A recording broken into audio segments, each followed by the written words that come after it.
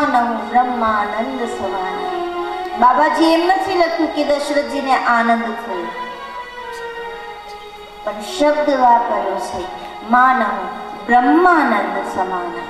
બ્રહ્મનો આનંદ થયો છે, કારણ કે આવનાર એ સામાન્ય નથી, એ બ્રહ્મનો અવતાર છે. દશરથ પુત્ર જન્મ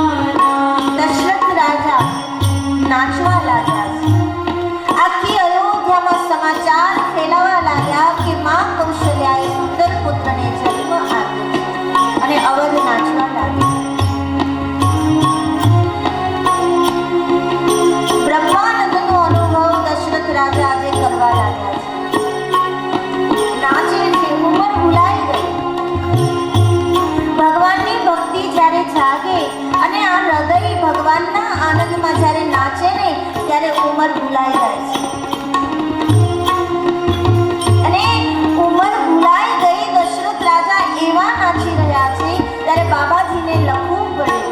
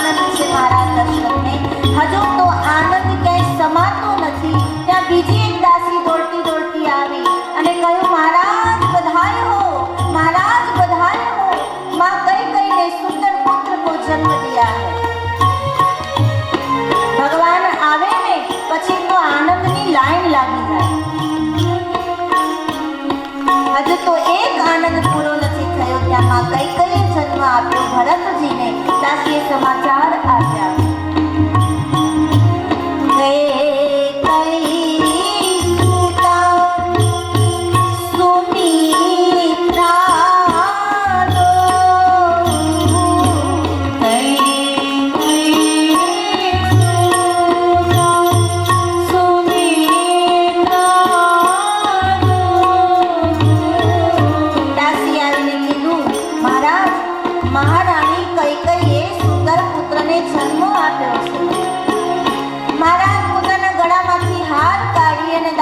દેવા જાય ત્યાં બીજી દાસી આવે. મહારાજ બધાઈ હો, मां सुमित्रा ने तो दो पुत्र को जन्म दिया है. અને ત્યારે મારા દશરથ એને વશિષ્ઠજી યાદ આવ્યા કે આ મારા ગુરુની કૃપા છે. જ્યાં મારે ત્યાં એક પણ સંતાન નહોતું, પણ ગુરુની કૃપા થઈ અને મારે ત્યાં આજે 4 સંતાનોનો જન્મ થયો. આ સાધકની ભૂમિકા છે કે જ્યારે પ્રાપ્તિ થાય ને આનંદની, ત્યારે એને પોતાના ગુરુ યાદ આવવા જોઈએ કે આ મારી સાધના નથી, પણ આ એની કૃપાથી મને આનંદ મળ્યો છે. અને મનોમન દશરથ રાજા વશિષ્ઠજીને પગે લાગે છે કે બાપજી, આ તો આપની કૃપાનું આ પરિણામ છે કે એક પણ ન હતું, એને બદલે આજે ચાર મારા ઘરે છે. બહુ નાચે છે. કોઈએ દશરથ રાજાને પૂછ્યું કે તમે આટલું બધું શું કામ નાચો છો? બીમાર પડી જશો. અવસ્થા તો જુઓ, મોટી ઉંમર છે તમારી, બહુ નાચશો તો બીમાર પડી જશો, પગ દુખશે, શરીર દુખશે. ત્યારે દશરથ રાજા કે નહીં, આજે મને નાચી લેવા દો. કેમ પણ આટલું બધું નાચો છો શા માટે? ત્યારે દશરથ રાજા બોલ્યા કે ચાર દીકરા થયા એના માટે હું નથી નાચતો, પણ મારા ગુરુની કૃપાથી આ દીકરા થયા એટલે હું નાચું છું. આ મારા ગુરુની કૃપા છે કે મને આજે એક નહીં પણ ચાર આનંદની પ્રાપ્તિ થઈ.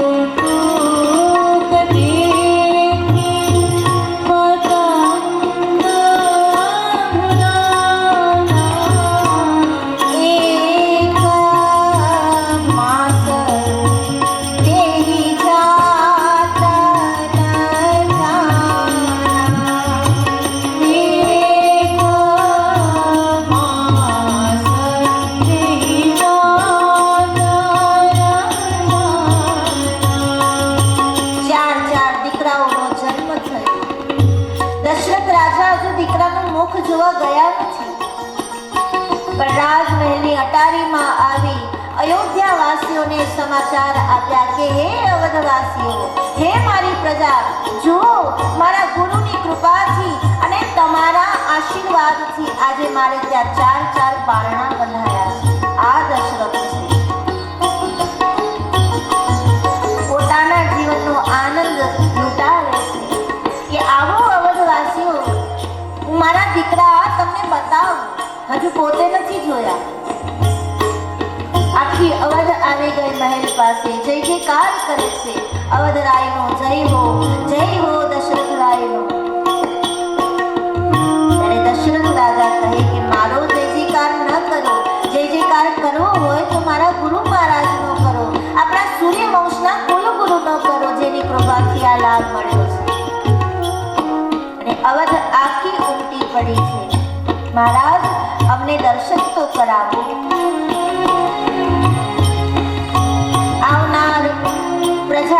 આવનાર યાચકોને મારા દશરથ દાન આપે છે. યથાશક્તિ જે કંઈ મળતું હતું એ બધાને લૂંટાવે છે. ગુરુ વશિષ્ઠજી આવ્યા અને પગમાં પડી ગયા દશરથજી. પ્રભુ, આપની કૃપાથી આ પરમાનંદ, આ બ્રહ્માનંદ મને આજે પ્રાપ્ત થયું. ત્યારે વશિષ્ઠજી કહે કે દશરથજી, પુત્ર જન્મ થાય એટલે અમુક ધર્મ ક્રિયાઓ કરવી પડે, આવો આપણે કરી લઈએ. અને રામાયણમાં લખ્યું છે, નાનદી મુખ શ્રાદ્ધ તબ કરી, જાત કર્મ સબ તીન હર. ગુરુ વશિષ્ઠજીની કૃપાથી, ગુરુ વશિષ્ઠજીના માર્ગદર્શન પ્રમાણે નાનદી મુખ શ્રાદ્ધ કરવામાં આવ્યું દશરથજીના હાથે. જાત કર્મ સંસ્કાર કરવામાં આવ્યા. યાચકોને દાન દેવામાં આવ્યા, બ્રાહ્મણોને દક્ષિણા દેવામાં આવી. જે કોઈ યાચક આવતું હતું એને દશરથ રાજા લૂંટાવે છે કે લઈ જાઓ. કોઈને હીરા, કોઈને માણેક, કોઈને મોતી, કોઈને સોનું, કોઈને ચાંદી, કોઈને વસ્ત્ર, જેવી જેની ઈચ્છા હતી એવું દશરથ રાજાએ લૂંટાવ્યું છે. ખૂબ આનંદ અયોધ્યામાં થયો છે. અને આ આનંદ જોવા માટે સૂર્યનારાયણ આકાશમાં રોકાણા છે. ભગવાનનો જન્મ તો દિવસના 12 વાગે થયો અને દિવસના 12 વાગે સૂર્ય માથે તપતો હોય. સૂર્યનારાયણ બરાબર મધ્યમાં હતા. ભગવાનનો જન્મ થયો અને રોકાઈ ગયા, કારણ કે આ સૂર્યવંશ છે ને. સૂર્યનારાયણને પણ આજે એ વાતનો આનંદ છે કે મારા વંશમાં આજે ભગવાન પધાર્યા, એટલે રોકાઈ ગયા છે. આગળ વધતા નથી, પાછળ જતા નથી. રથ ત્યાં ને ત્યાં છે મધ્યમાં. અને રામચરિતમાનસમાં એવું ચોખ્ખું લખ્યું છે કે 1 મહિના સુધી 12 વાગ્યાનો સૂર્ય અયોધ્યા પર તપી રહ્યો છે. 1 મહિના સુધી સૂર્યનારાયણ હટ્યા નથી. કૌતુક દે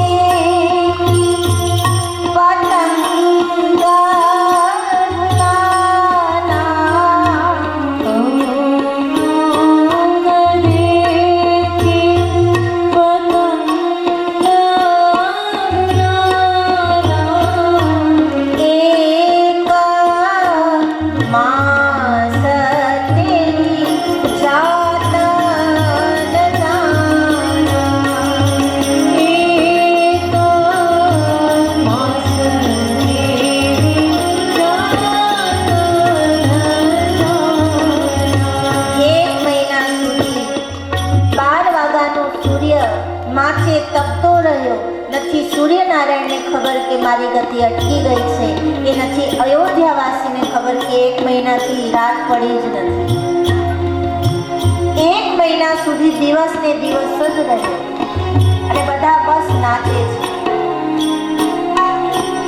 આનંદ લૂટે છે. પરમાનંદ પુરી મન રાગા, આખી પુરીમાં પરમાનંદ વ્યાપ્યો. સંભળી ગયો છે એનું કોઈને ભાન નથી. અને દેહ ભાન ભૂલાય ત્યારે પરમાનંદની અનુભૂતિ થાય. હવે સૂર્યનારાયણ તો અટકી ગયા, રાત પડી નથી. રાત ન પડે ત્યાં સુધી ચંદ્રદેવ કેવી રીતે આવે? સૂર્યનારાયણ તો સ્થિર બનીને જુએ છે, દર્શન કરે છે, પણ ચંદ્રદેવ રડવા લાગ્યા. પોકે પોકે રડે અને જઈને ફરિયાદ કરી ભગવાનને, પ્રભુ આ તો અન્યાય કહેવાય મારી સાથે, તમે પક્ષપાત કરો છો. ભગવાન કે હું કોઈની સાથે કાંઈ નથી કરતો, હું કર્મ જ નથી કરતો, તો પક્ષપાતની વાત જ ક્યાં આવી? તો કે પ્રભુ નહીં, મારી સાથે અન્યાય થઈ રહ્યો છે. પણ કઈ વાતનો અન્યાય? તો રડતા રડતા ચંદ્રદેવ બોલ્યા કે જુઓ ને, 1 મહિનો થઈ ગયો, સૂર્યદેવ હટતા જ નથી. સૂર્યદેવ આગળ વધે તો હું આવું, અને હું આવું તો તમારા દર્શન કરી શકું ને. કહો સૂર્યદેવને કે એ આગળ વધે તો મને તમારા દર્શન થાય, નહીં તો આ તો મારી સાથે અન્યાય છે. ત્યારે ભગવાને કીધું, ચંદ્રદેવ રડો નહીં. અત્યારે ભલે ને સૂર્યદેવ લાભ લઈ લે, આવતા જન્મે તમારો વાર. આવતો મારો જે અવતાર છે એમાં હું રાતના 12 વાગે આવીશ, પછી તમે સ્થિર થઈ જાજો. અત્યારે સૂર્યદેવને લાવો લઈ લેવા દો, પણ આવતા જન્મે તમારો વાર. આવો આનંદ અયોધ્યામાં લૂંટાઈ રહ્યો છે. હરેક સામાન્ય જીવથી લઈને શિવ સુધી બધા ઈચ્છે છે કે અયોધ્યાનો આ આનંદ અમે લૂંટીએ. સામાન્ય જીવ પણ આ આનંદ લૂંટે છે. અને ભગવાન શિવજીએ પણ ઈચ્છા કરી કે મારા પ્રભુ, મારા ઈષ્ટ જ્યારે આ ધરતી ઉપર રામ અવતાર લઈને આવ્યા છે, તો હું એના દર્શન કરવા માટે જાઉં. એટલે ભગવાન શિવજી તૈયારી કરે છે ભગવાન રામના દર્શન કરવા માટે. આ કથા ભગવાન શિવજી માં પાર્વતીને કહી રહ્યા હતા. ત્યારે કથા કહેતા કહેતા ભગવાન શિવજી બોલ્યા કે દેવી, જ્યારે ભગવાન રામનો જન્મ થયો ને અયોધ્યામાં, ત્યારે બધા દર્શન કરવા માટે દોડીને આવ્યા હતા. દેવતાઓ તો વાનર બનીને પહેલા જ પહોંચી ગયા હતા. પછી જે સંતો ગુફામાં બેઠા બેઠા સાધના કરતા હતા એ પણ કોઈને કોઈ રૂપ લઈને ભગવાનના દર્શન કરવા આવ્યા હતા. તો મને એમ થયું કે હું જો રહી જઈશ, આ બાલ સ્વરૂપના દર્શન કરવા મારે પણ જવું જોઈએ. એટલે દેવી, તમે મારા પર હસતા નહીં, પણ ભગવાનના દર્શન કરવા માટે ત્યારે હું પણ ગયો હતો અને અમે એક ચોરી કરી હતી. મા પાર્વતી કહે, પ્રભુ તમે અને ચોરી? હા, કરી હતી. અમે ખોટું બોલ્યા હતા. એમાં પાર્વતી ખડખડાટ હસવા લાગ્યા કે શિવ થઈને ખોટું બોલો, તમને શરમ ન આવી? ભગવાન કહે, એમાં શેની શરમ? ભગવાનના દર્શન કરવામાં જો શરમ રાખીએ ને તો રહી જઈએ. અને મેં ખોટું કઈ મારા લાભ માટે થોડી બોલ્યું હતું. મારો સ્વાર્થ નહોતો સાધવો. મેં ખોટું બોલ્યું હતું માત્ર અને માત્ર પ્રભુના દર્શન કરવા માટે. તો પહેલા તો માં પાર્વતી થોડુંક ખીજાણા. હક છે ને, પત્ની છે, પત્ની ખીજાઈ શકે, પણ કઈ જોરદાર ઝઘડો નહોતો થયો, મીઠો કલહ થયો હતો. માં પાર્વતી વાતો કરતા કરતા અચાનક આમ ફરી ગયા. એટલે ભગવાન પૂછે, કેમ, કઈ વાતનું ખોટું લાગ્યું? તો માં પાર્વતી ધીરેકથી કહે, જ્યાં જુઓ ત્યાં તમે એકલા જતા રહો, મને સાથે ન લઈ જવાય? ભગવાન રામના દર્શન કરવા માટે તમે એકલા જતા રહ્યા, મને તો કહેવું હતું તો હું પણ સાથે આવત ને. અને રિસાઈ ગયા માં પાર્વતી. તો ભગવાન હવે માં પાર્વતીને મનાવે છે કે વાંધો નહીં, ભૂલ થઈ ગઈ, માફ કરી દો, પણ સાંભળો તો ખરા કે અમે શું ખોટું બોલ્યા હતા. એટલે માં પાર્વતી તરત પાછા ફરી ગયા. કહો, શું ખોટું બોલ્યા હતા? આ મીઠો ઝઘડો છે. અને અનુભવી સંતો એમ કહે છે, સંતો નહીં પણ અનુભવી જનો એમ કહે છે કે આવો મીઠો ઝઘડો સંસારમાં ક્યારેક ક્યારેક થવો જોઈએ. એનાથી પ્રેમ વધે, પણ ઝઘડો મીઠો હોવો જોઈએ. નહીં તો કાલથી તમે બારસો ને કહેશો બાપુએ કીધું હતું. ઝઘડો મીઠો હોવો જોઈએ. મીઠો કલહ જો થાય ને તો એનાથી પ્રેમ વધે. શિવ ચરિત્ર ગુરુજી ગઈકાલે જ કીધું હતું કે શિવ ચરિત્ર એવું અદ્ભુત છે જે સંસારના પણ દર્શન કરાવે અને સંન્યાસના પણ દર્શન કરાવે. સંસારીએ પોતાના જીવનમાં કેમ જીવવું એ પણ શિવ ચરિત્ર બતાવે, અને એક સંન્યાસીએ પોતાના જીવનમાં કેવી રીતે જીવવું એ શિવ ચરિત્ર બતાવે.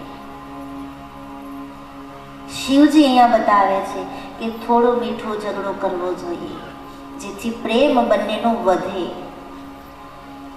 એટલે માં પાર્વતી રિસાય, ભગવાન મનાવે, પછી મનાવીને પછી કે સાંભળો તો ખરા અમે શું કર્યું હતું. એટલે હસતા હસતા માં પાર્વતી કહે, તો કહો ને તમે શું કર્યું હતું, એવું શું ખોટું બોલ્યા હતા તમે? તો શિવજી કહે કે જ્યારે ભગવાનનો જન્મ થયો ને, અયોધ્યામાં ભગવાન પધાર્યા, ત્યારે મને ઈચ્છા થઈ કે મારા ઈષ્ટને બાળ સ્વરૂપમાં હું દર્શન કરી લઉં. એટલે હું અને કાગભૂષુંડીજી અમે બંને અયોધ્યા ગયા. એટલે માં પાર્વતી ફરી રીસાણા. કાગભૂષુંડીજીને લઈ જવાય છે, મને નથી કહેવાતું. તો ભગવાન કહે, હવે ભૂલ થઈ ગઈ, હવે એકને એક વાત લઈને તમે ક્યાં સુધી બેસશો? આગળ સાંભળો તો ખરા મેં શું કર્યું હતું. તો માં પાર્વતી કહે, કહો. એટલે ભગવાન કહે કે હું અને કાગભૂષુંડીજી અમે બંને અયોધ્યા ગયા. પણ અયોધ્યાની સીમા આવી એટલે મને વિચાર આવ્યો કે કાગભૂષુંડીજી તો કાગડો છે, કાગડાના રૂપમાં છે, અને હું ભભૂતિધારી, વ્યાઘાંબર પહેરું, ભભૂતિ ચોળું, ગળામાં સર્પોના શણગારો સજું. હવે આવું રૂપ લઈને જો હું અયોધ્યામાં જાઉં તો કોઈ મને દર્શન તો ન કરવા દે. બધા મને ઓળખી જાય કે આ તો શિવ સ્વયં છે, એટલે બધા ભગવાનને મૂકી અને મને પગે લાગવા માંડે. એટલે જે કામ માટે હું ગયો એ કામ તો થાય નહીં. એટલે મને વિચાર આવ્યો કે ચાલને રૂપ બદલાવી નાખું. એટલે ભગવાને રૂપ બદલાવી નાખ્યું. બ્રાહ્મણનો વેશ લઈ લીધો અને મોટા તપસ્વી બ્રાહ્મણ હોય ને એવું રૂપ ધારણ કરી અયોધ્યામાં પ્રવેશ કરે છે. જેવા અયોધ્યામાં આવ્યા, ચારે બાજુ બસ જય જયકારનો ધ્વનિ સંભળાય છે. બધા એકબીજાને વધાઈ આપે છે. બધાઈ હો મારા દશરથ કે ઘર લાलन का जन्म हुआ. उत्सव मनावे છે, નાચે કૂદે, વાજિંત્રો વાગે, અવિલ ગુલાલ ઉડે. આ બધામાં બધા એટલા વ્યસ્ત હતા કે અમને કોઈ રાજમહેલ સુધી જવા ન દે, એટલી ભીડ જામી હતી અયોધ્યામાં. બધાથી બચતા માંડ અમે અયોધ્યાના દ્વાર સુધી પહોંચ્યા. રાજમહેલના દશરથ રાજાનો રાજમહેલ અમે દ્વાર સુધી માંડ પહોંચ્યા, એટલી ભીડ હતી. દ્વાર સુધી તો પહોંચી ગયા, પણ કોઈ વાતે રાજમહેલના દ્વારપાલો અમને અંદર ન જવા દે. એટલી બધી કડક વ્યવસ્થા હતી ત્યાં. ચોકીદારો એટલા બધા આમ સજ્જ થઈને ઊભા હતા કે કોઈ અંદર જવા ન દે. અમે એને હાથ જોડીએ, પગે લાગીએ કે ભાઈ એકવાર તો અંદર જવા દો. તો ચોકીદારો કહે કે અમે તમને ઓળખતા નથી અને અજાણ્યાને અમે ન જવા દઈએ. અમે ખૂબ મનાવ્યા ચોકીદારોને, પણ કોઈ વાતે ચોકીદારો માને જ નહીં. માં પાર્વતી કહે કે હે કૈલાશપતિ, તો તમે કર્યું શું? કેવી રીતે અંદર ગયા? કેવી રીતે દર્શન કર્યા? ભગવાન કહે, દેવી, જ્યારે પ્રયત્ન કરવા છતાં અમે અસફળ રહ્યા ને અંદર જવા માટે, ત્યારે પછી અમે એક યુક્તિ કરી. કાગભૂષુંડીજીને મેં કીધું કે હવે તો આપણે ચોરી કરવી પડશે. પાર્વતીજી કહે, તમે અને ચોરી? કૈલાશપતિ ચોરી કરે? હા દેવી, કરવી પડી, શું કરીએ, નહીં તો દર્શન ન મળે. પાર્વતીજીની ઉત્સુકતા વધતી જાય છે. પ્રભુ જલ્દી કહો ને, તમે એવી શું ચોરી કરી, અને ચોરી કરી પછી તમને દર્શન મળ્યા કે ન મળ્યા? તો ભગવાન કહે, દેવી ધીરજ રાખો, કહું છું. અમે બંને નક્કી કર્યું કે હવે તો ગમે તે થાય પણ ભગવાનના દર્શન કરવા છે. કાગભૂષુંડીજી કહે, પણ પ્રભુ આપણે કરશું શું? તો કે ચાલ ને, આપણે કાંઈક તો કરી લેશું. અને પછી ત્યાંથી નીકળી ગયા. આવ્યા સરયુને કિનારે. સરયુને કિનારે આવીને મેં કાગભૂષુંડીજીને કીધું કે તમે મારા ચેલા બનો, હું તમારો ગુરુ બનું. કાગભૂષુંડીજી પૂછે, પણ મારે કરવાનું શું? તો કે તારે ચેલો બનવાનું. ચેલો બનીને તારે મારી પ્રશંસા કરવાની કે મારા ગુરુ બહુ મોટા તપસ્વી છે, હિમાલયથી આવ્યા છે, કૈલાશમાં 1000 વર્ષ તપ કર્યું પછી અહીંયા આવ્યા છે. આની પાસે જો કોઈનો હાથ બતાવે ને કોઈ પોતાનો, તો આ એવું જોશ જુએ છે, એવું જોશ જુએ છે કે આના જોશ કોઈથી ખોટા નથી ઠરતા. આવી રીતે તારે મારા વખાણ કરવાના. કાગભૂષુંડીજી કે પ્રભુ ખોટું બોલવાનું? કે હા, દર્શન કરવા છે કે નહીં? કરવા તો છે. તો કરવા હોય તો ખોટું બોલ. અને કાગભૂષુંડીજીને બરાબર ભગવાને તૈયાર કર્યા કે આટલું તારે બોલવાનું. અને કાગભૂષુંડી ચેલો બન્યા અને જોર જોરથી ચિલ્લાવા લાગ્યા, મારા ગુરુ બહુ મહાન છે, કૈલાસથી આવ્યા છે, તપસ્વી છે, જ્યોતિષી છે, આના જોશ કોઈ દી ખોટા ન ઠરે. અને ચમત્કાર કો તો નમસ્કાર હી હે. મારા ગુરુ બહુ ચમત્કારી. એમાં ભગવાને થોડો ચમત્કાર પણ બતાવ્યો. હાથને આમ ફેરવે ને આમ સાચું ખોટું બતાવે. માં પાર્વતીજી તો એટલા હશે કે પ્રભુ તમે આવું કરો એ મને ભરોસો નથી આવતો. તો ભગવાન કે મેં આવું કર્યું હતું, કારણ કે મારે દર્શન કરવા હતા. ચમત્કાર દેખાડે, કાગભૂષુંડીજી વખાણ કરે અને અયોધ્યાના લોકો ભેગા થવા માંડ્યા.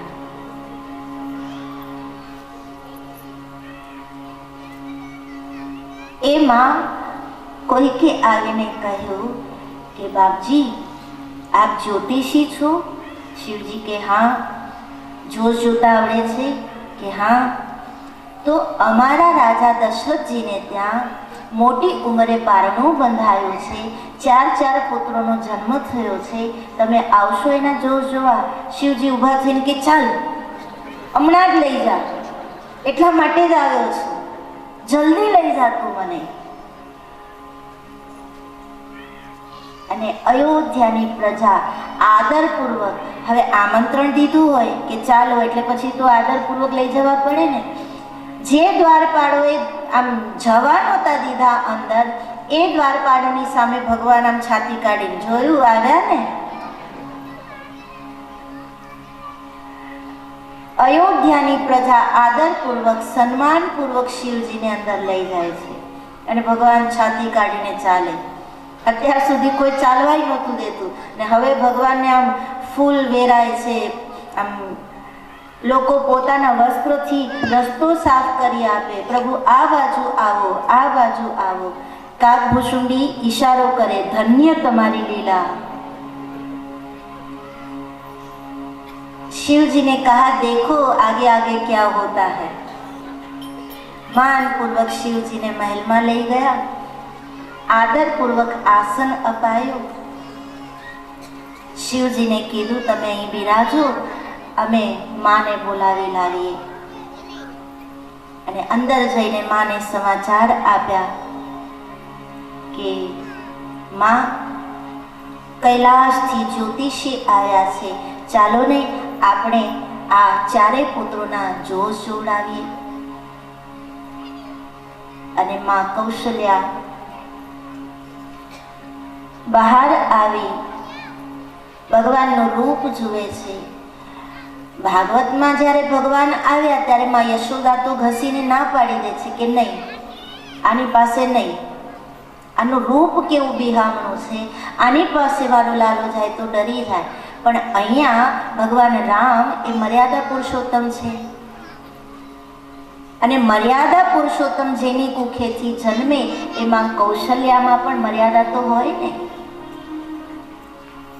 મર્યાદા પુરુષોત્તમની માતા છે એટલે મર્યાદાથી માં કૌશલ્યાએ કીધું કે નહીં, આની પાસે નહીં, રહેવા દો. અને અંદર જતા રહ્યા. આદેશ આપ્યો કે આમને દક્ષિણા આપી દો, આપણે જોશ નથી જોડાવા.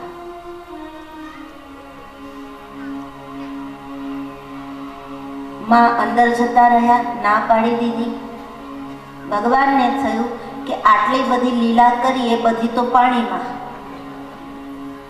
ખોટું બોલ્યા, વખાણ કરાવડાવ્યા, આ બધું પાણીમાં જતું રહેશે, દર્શન નહીં થાય. અને બધી ક્રિયાઓ જ્યારે અફળ જાય ને ત્યારે પરમાત્માને એક પ્રાર્થના જ કામ લાગે છે. ભગવાન શિવજીએ પ્રાર્થના કરી પ્રભુને કે પ્રભુ અમારાથી પહોંચાતું હતું એટલું અમે કરી લીધું, અમારાથી અવાતું હતું ત્યાં સુધી અમે આવી ગયા, હવે તમારો વારો છે, તમે આવો.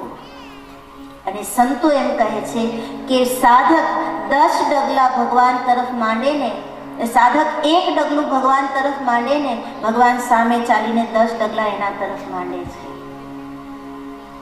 શિવજી કહે મારી ભૂમિકા અહીંયા સુધીની હતી, અહીંયા સુધી હું પહોંચી ગયો, પ્રભુ હવે તમારો વારો છે, તમે મને દર્શન આપવા આવો, કારણ કે હવે હું આગળ નહીં વધી શકું. ભરતજી પણ જ્યારે ભગવાનનું મિલન કરવા માટે, ભગવાનના દર્શન કરવા માટે જાય છે ચિત્રકૂટ, ત્યારે પર્ણકુટીના દરવાજા પાસે આવીને બેસી જાય છે કે પ્રભુ મારી મર્યાદા અહીંયા સુધીની છે, હવે હું આગળ ન વધી શકું, હવે તો તમારે આવવું પડે. એમ શિવજીએ પ્રાર્થના કરી કે પ્રભુ મારી મર્યાદા હતી ત્યાં સુધી હું પહોંચી ગયો. હવે હું આગળ નહીં આવી શકું. હવે તમારે આવવું પડશે. હવે તમે કંઈક એવી લીલા કરો કે માં તમારા દર્શન મને કરાવે. અને આ પ્રાર્થના થઈ. ભગવાન રડવા લાગ્યા. માને થયું કે આને નજર લાગી ગઈ છે. એમાં વડીલોએ ઉપાય બતાવ્યો કે પેલા જ્યોતિષી છે એ કદાચ નજર ઉતારતા હશે, એટલે આપણે આને ત્યાં લઈ જવા જોઈએ. અને માં કૌશલ્યા રામલલાને લઈ આવે છે બહાર. ભગવાન શિવજી પાસે આવીને પ્રાર્થના કરી કે પ્રભુ, મારો બાળક ખૂબ રડે છે, તમને નજર ઉતારતા આવડે છે? શિવજી કહે, બધું આવડે છે, પણ એકવાર તમે લઈ તો આવો. અને ભગવાન રામને લઈને માં કૌશલ્યા બહાર આવ્યા. ભગવાને રડવાનું કર્યું બંધ. ત્યારે માં કૌશલ્યા પ્રાર્થના કરે છે, પ્રભુ આપના દર્શનથી મારા લલાનું રડવું તો બંધ થઈ ગયું, પણ કંઈક એવું કરી આપો ને કે આ કદી રડે જ નહીં. ભગવાન કહે, મારા ખોળામાં આપો, એવા મંત્ર તંત્ર કરી આપો, એવા મંત્રોચ્ચાર કરું કે આને કોઈ દી રડવું ન પડે. અને માં કૌશલ્યાએ ભગવાનને, રામલલાને ભગવાન શિવજીના ગોદમાં આપ્યા. પોતાની સાધનાની સમગ્રતાને, પોતાના ઈષ્ટને પોતાના ગોદમાં લીધા. અને ભગવાન શિવજી માં પાર્વતીને કહે કે દેવી, અમે ચોરી કરી, પણ બસ આ ચોરી કરી, અમારું નાટક સફળ થઈ ગયું. મનોમન મેં પ્રભુને કહ્યું કે પ્રભુ, આપની લીલા ન્યારી છે. આપ ઈચ્છા કરો તો જ આપના દર્શન મળે, બાકી આપની ઈચ્છા ન હોય તો શિવ પણ તમારા દર્શન ન કરી શકે. આજે આપની કૃપાથી મને આપના દર્શન મળ્યા. પ્રભુ, આવી રીતે જ મને આપના દર્શન મળતા રહે એવી કૃપા કરો. અને જે આનંદ ભગવાન શિવજી કહે મને સમાધિમાં નથી આવતો, એ આનંદ જ્યારે ભગવાન મારી ગોદમાં હતા ને ત્યારે આવવા લાગ્યો. સમાધિ કરતા પણ વિશેષ આનંદને હું લૂંટવા લાગ્યો. એકી ટસે રામલલાને નિહાળવા લાગ્યો. મને એમ થયું કે જેટલો મોકો મને મળ્યો એટલો હું એને અંદર ઉતારી લઉં, મારા હૃદયમાં હું એને ધારણ કરું, આ આંખના દરવાજાથી હું એને અંદર ઉતારી લઉં. પણ ત્યાં તો માએ આવીને મારો હાથ પકડીને કીધું કે પ્રભુ બસ, હવે બહુ ન જોતા, ક્યાંક તમારી નજર ન લાગી જાય. માને ચિંતા હોય ને પોતાના બાળકની, એટલે તો એને માં કીધી છે. માં એ છે જે બાળકની હરેક ચિંતા કરે, પણ મમ્મી એ છે જે પોતાનું શરીર ન બગડે એટલા માટે બાળકને પોતાનું દૂધ પણ ન પીવડાવે. એ મમ્મી છે. માં એ છે જે શિવને પણ કહે કે તમારી નજર ન લાગે મારા બાળકને, હવે બસ બહુ થઈ ગયું. એ માં છે, એ જનેતા છે, અને એ જનેતાની પૂજા દેવતાઓ કરે છે. પણ આજે આપણે મમ્મી બનીને પોતાનું શરીર ન બગડે માટે ડૉક્ટરના કહેવાથી આપણે આપણું દૂધ પણ બાળકને નથી પીવડાવતા. માનું દૂધ એ બાળક માટે અમૃત સમાન છે. સ્વર્ગનું અમૃત મળે કે ન મળે, પણ માનું દૂધ મળી જાય ને તો એ બાળક માટે અમૃત સમાન છે.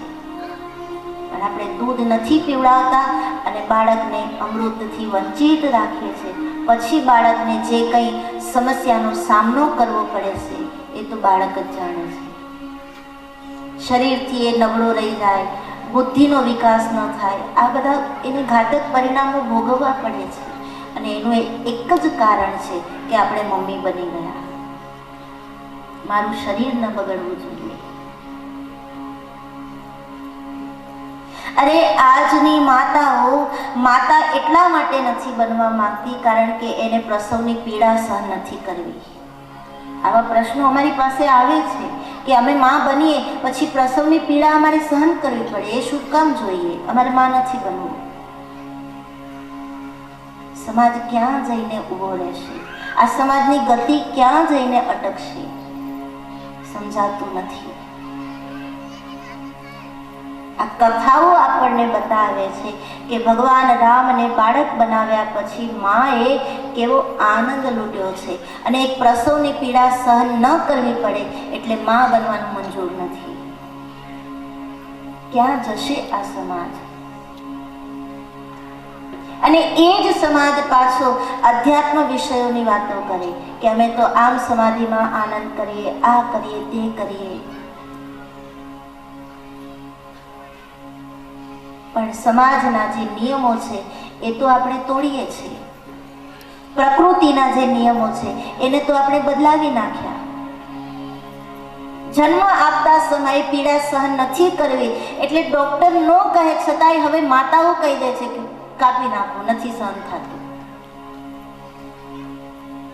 પણ પ્રસવની પીડા સહન કરીને પછી જે બાળકને જન્મ આપ્યો હોય ને એ બાળક મોટો થઈને માને સાચવે.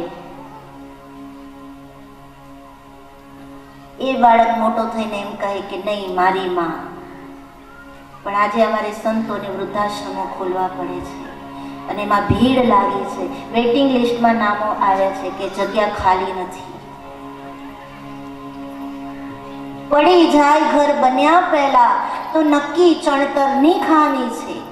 પડી જાય ઘર બન્યા પહેલા તો નક્કી ચણતરની ખામી છે.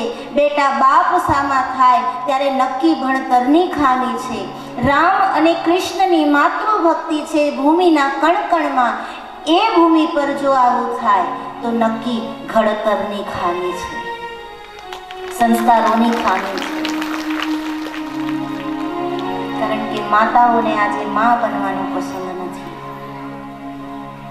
એક વર્ગ એવો છે જે પીડાય છે કે અમને સંતાન નથી થતા અને એક વર્ગ એવો છે કે સંતાન નથી જોઈતા.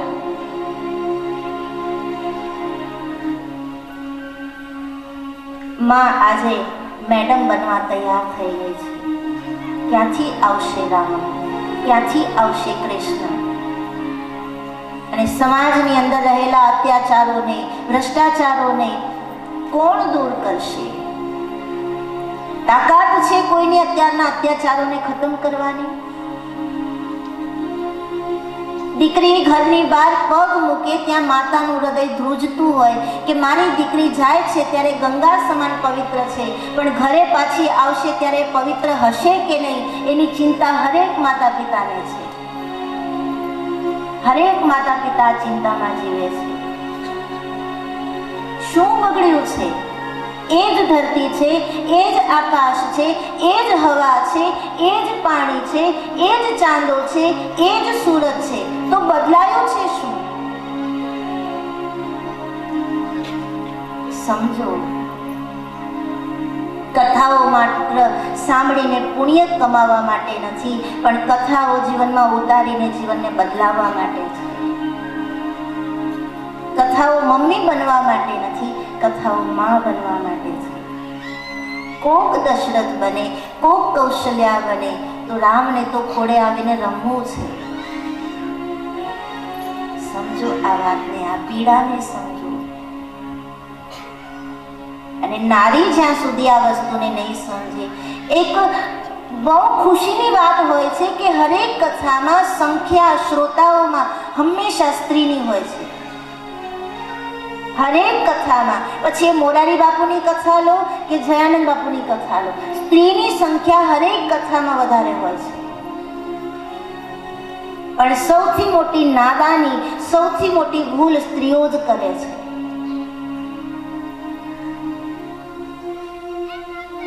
કથા માત્ર સાંભળીને પુણ્ય કમાવા માટે નથી, પણ જીવવા માટે છે. જીવવા માટે છે. શરીરને ગમે તેટલું રંગરોગાન કરી દઈશું, બ્યુટી પાર્લરમાં જઈને ગમે તેટલા પૈસા બગાડી આવશું, પણ માતૃત્વ વેચાતું નહીં મળે,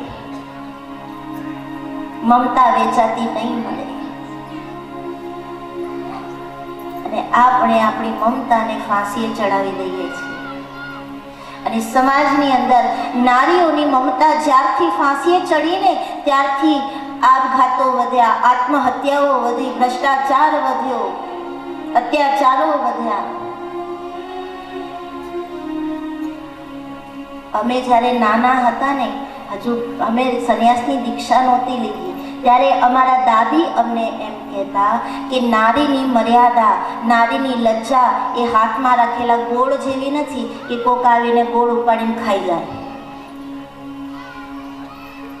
નારીની લજ્જા, નારીની મર્યાદા એનું ઘરેણું છે. અને ગમે તેટલા તમે ઘરેણા પહેરો પણ કપડાં ન પહેરો તો એ ઘરેણાની કિંમત નથી. ભારતીય પોશાક હોય, પછી ભલે ને ખાલી તુલસીની માળા ગળામાં હોય, પણ એ નારી પૂજવા યોગ્ય છે. સોનાના મોટા મોટા આપણે હાર પહેરી લઈએ પણ કપડાં ન હોય તો એ ઘરેણાની કોઈ કિંમત ખરી? એ મોટા મહેલમાં રહેશું, આમ મેડમ બનીને ફરશું, પણ મર્યાદા નહીં હોય, લજ્જા નહીં હોય તો એ મિલકત, એ માન, એની કોઈ કિંમત નથી. માટે સમજો, માં એ માં બને, માં એ જનેતા બને, નારી એ સ્ત્રી બને.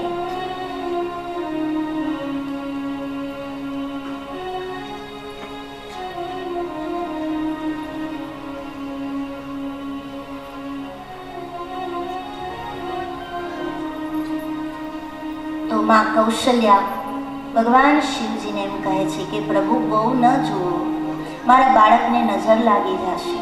હજુ હમણાં જ રડવો બંધ થયું છે, પાછી નજર લાગશે તો એને કોણ શાંત કરશે? માટે બહુ ન જુઓ. અને એમ લખ્યું છે રામાયણમાં કે ભગવાનના આવ્યા પછી અવારનવાર શિવજી આવ્યા એમ સંતો આવ્યા જ રાખે છે દર્શન કરવા માટે. અને માં કહી દે કે હું દર્શન કરાવું.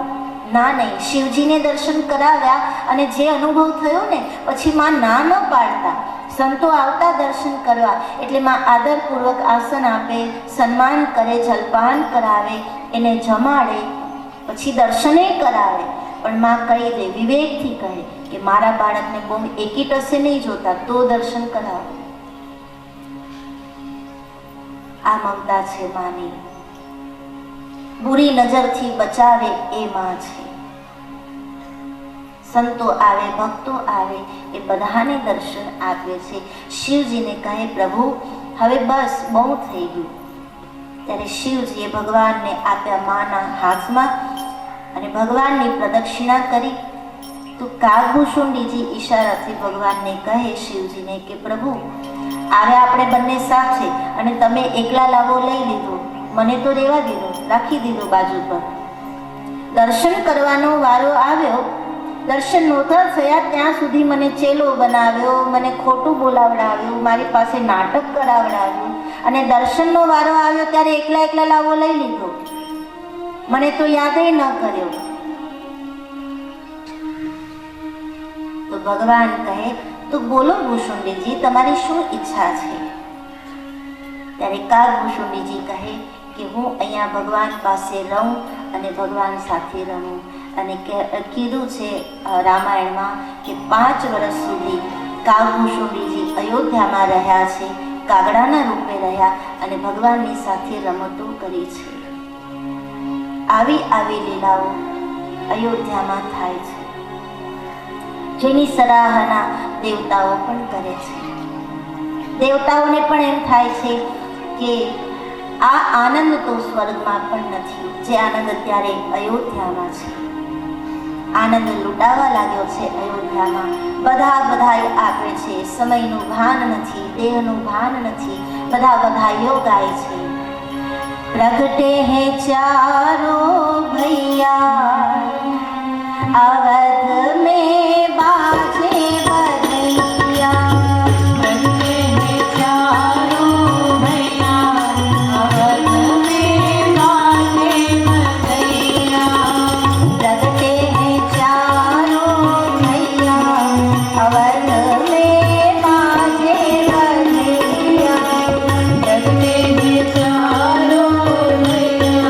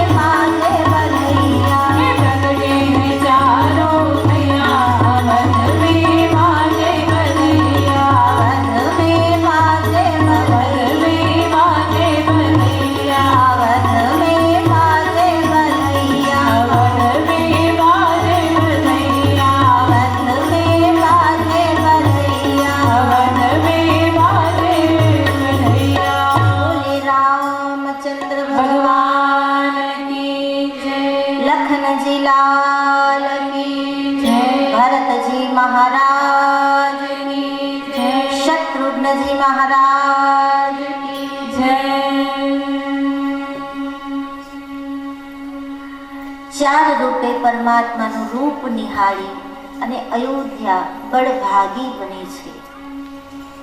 અવારનવાર સંતો ભક્તો પરમાત્માના દર્શન કરવા માટે આવ્યા જ કરે છે. એકવાર જીવનમાં ભગવાન પધારે પછી સંતો અને ભક્તોનો મેળાવડો તો લાગ્યો જ રહે.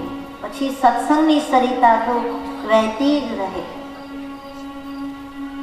અયોધ્યા આખી પરમાત્માના પ્રેમના રંગે રંગાણી છે.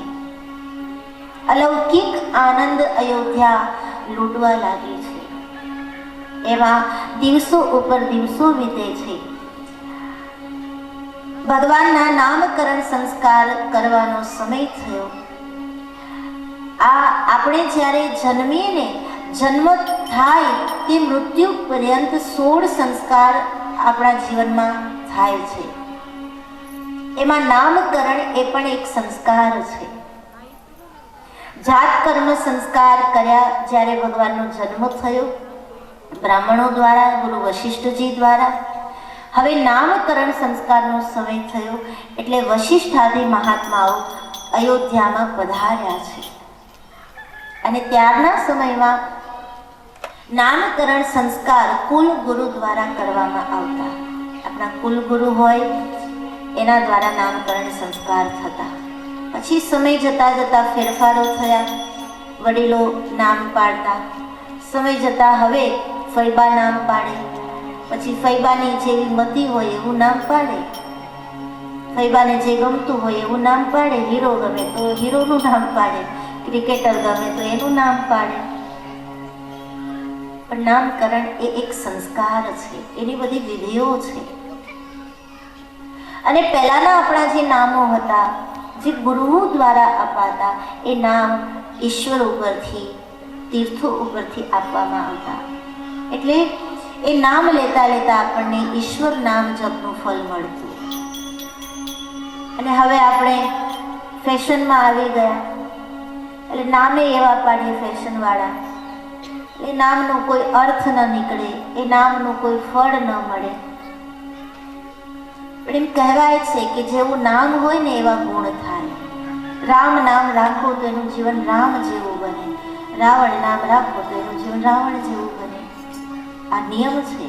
જેવું નામ હોય એવા ગુણ બને. પણ આપણે ત્યાં સુધારો એટલો બધો સુધારો આવ્યો કે હોય રાવણ જેવા પણ નામ રાવણ જેવું ન રાખે.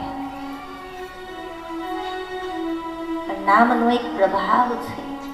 नाम लिया एने सब किया सकल शास्त्र का भेद बिना नाम नर के गया पड़ पड़ चारो वेद. નામનું ફળ છે. અને કલિયુગમાં તો શાસ્ત્રો પોકારીને કહે છે કલિયુગ કેવલ નામ આધારા સુમિરી સુમિરી ઉતરહી મોપારા. અજામેલ તર્યો એમાં બાળકનું નામ નારાયણ રાખ્યું એટલે તર્યો. એ નામનું એક ફળ છે. તો એ નામકરણ સંસ્કારની વિધિ કરવા માટે વશિષ્ઠજી પધાર્યા. નામકરણ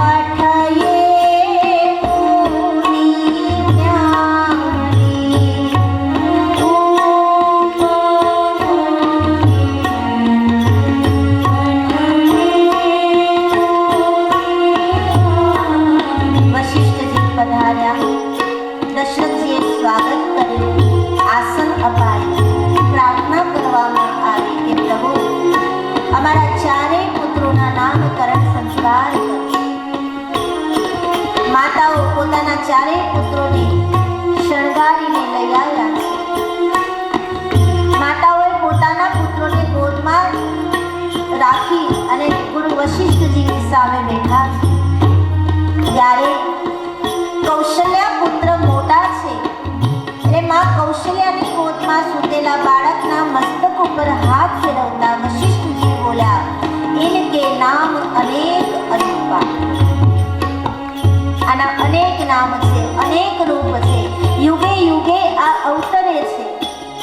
જેવી લીલા કરે એવું નામ ધારણ કરે છે. અને હે કૌશલ્યામાં, એ પરમાત્મા પુત્ર બની તમારી ગોદમાં સૂતા છે. સૌને આરામ આપવા માટે આવ્યા છે, સૌને વિશ્રામ આપવા માટે આવ્યા છે, સૌને વિરામ આપવા માટે આવ્યા છે. માટે વશિષ્ઠજી કહે છે, સો સુખ ધામ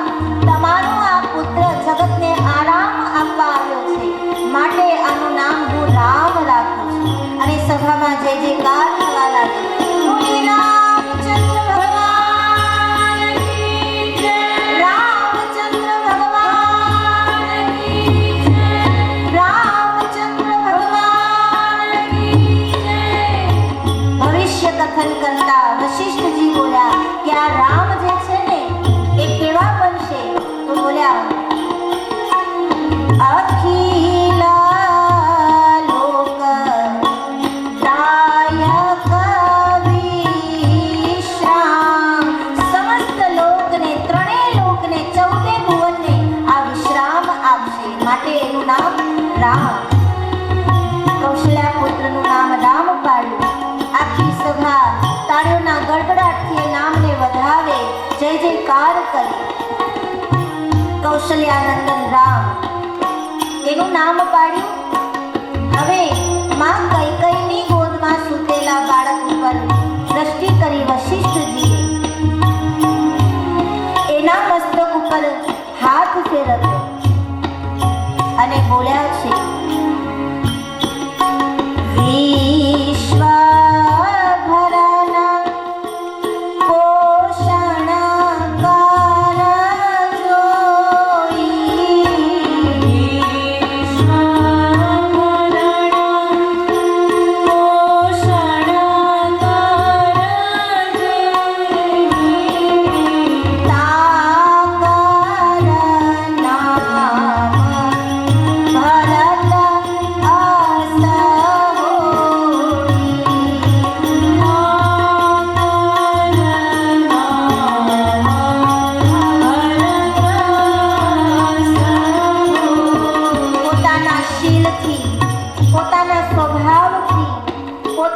સ્વરૂપથી, પોતાની મર્યાદાથી આખા વિશ્વનું જે ભરણ પોષણ કરશે, જે સંત સ્વરૂપે પધાર્યા છે, સંત બનીને આવ્યા છે, સંતની ભૂમિકામાં આવ્યા છે, વિશ્વનું ભરણ પોષણ કરવા માટે આવ્યા છે. હે કૈકેયી, તમારા આ બાળકનું નામ હું ભરત પાડું છું. અને આખી સભાએ તાળીઓના ગડગડાટ સાથે ભરતજીના નામનો જય જયકાર કર્યો.